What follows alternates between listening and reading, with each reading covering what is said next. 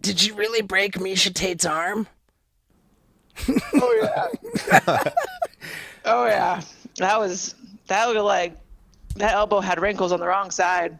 Wow. That's crazy because like I gotta just tell you, like a huge part of the reason why I'm so excited to do this with you is because I'm such a huge fan. You, in fact, got me into MMA, where before I just didn't give a fuck about it at all. I mean, Aw. I used to work in a video store reshelving the rented VHS tapes. And there was a whole little section for this was 1996 and the UFC started in 93. There was a whole section of Ultimate Fighting. And I tried to watch it at one point and I was just like, man, all this like laying on the ground because they didn't have rounds, you know? So Right. like so the grappling exchanges would be like really long and I found it boring, you know? Like of course now I'm like such a crazy fan. Like I love all the grappling. But yeah, I'm one of millions of people who have become like a diehard UFC fan, like purely because of you. And Aw.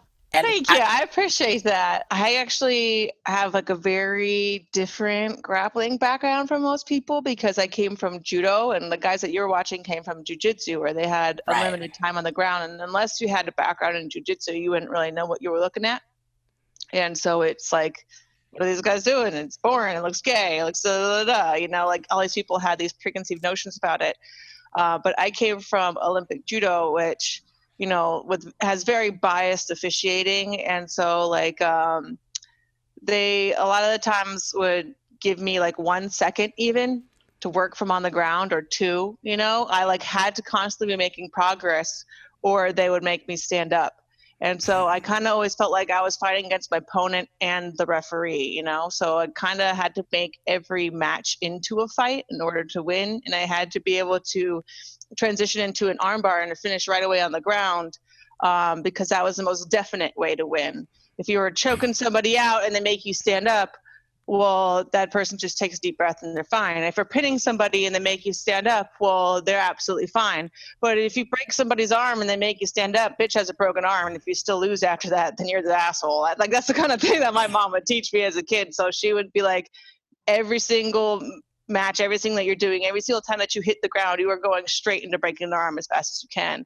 And that was kind of like how I was drilled to think from a very, very young age, like as young as like 12. My mom was like, okay, it's time for you to start doing arm bars. And that was always the goal in every exchange was it starts with I get my hands on you, we're going to get to the ground at some point, and as soon as we hit the ground I should be trying to break your arm immediately. So how many arms do you think you've broken?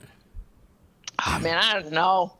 When I was like younger, when I was like in my teens, I would count that kind of thing and feel cool. And then after a while, I'm like, if you're still counting, you're an asshole. Like, I don't know. The moral of the story is that like it's only cool to break so many arms that you lose count. I think if that's the kind of thing, like, I realize I'm like, that's not the kind of thing to feel cool for. Like, I All just right. kind of, yeah, I like grew out of it. Like, You know, call me petty, call me self-absorbed, but if I had broken multiple arms, I would like not only be counting, but I would feel so fucking cool. that's so fun. Oh, you're not really breaking it so much as like a lot of times, like you're dislocating the joint. Hyperextending. Yeah, like you can feel it like popping and going out of the socket. Like I used to relate it to like tearing off turkey legs. You kind of Yeah. like feel it. It's just like a weak joint in general. It's not like your shoulder that's like a ball joint or like your hip that's a ball joint. Like it has very limited range, and then past that range, it takes very little to push it past that. So, Uh-huh. I mean, I've had my elbows dislocated hundreds of times, hundreds of times to the point that like all of my ligaments here are super loose. Like I've been armbarred when I was younger and I was like, I'm invincible. You know what I mean? Or like, I'm just gonna let you pop my arm out and then my arm's gonna be like malleable and I can slip out. And then I didn't realize that even though you feel better in a few weeks when you're 16, when you're in your 30s, it comes back. And Yeah. yeah, it got to be like when I did judo, you would have like grips that have like an inside grip And a lot of times if someone had an inside grip, which is a dominant grip, you would try to bring your elbow over and put their arm to the outside. So it was kind of like a chess game with like gripping.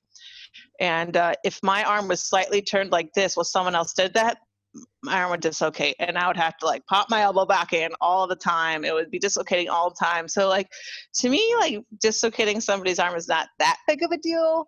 Get ready. This is going to be gnarly. Pretty gnarly. Kind of gnarly. Are we ready? Yeah.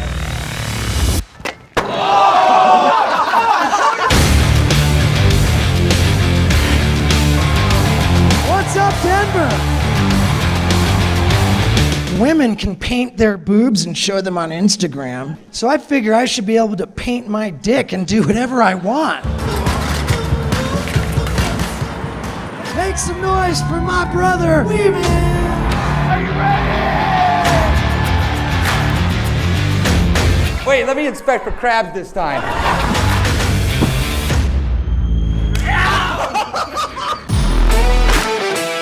When my buddies lit that stuff, right away I knew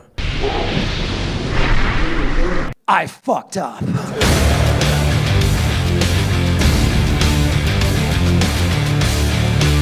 I'm not doing this to hurt you, Dad. No, you're gonna hurt me. You're gonna piss me off.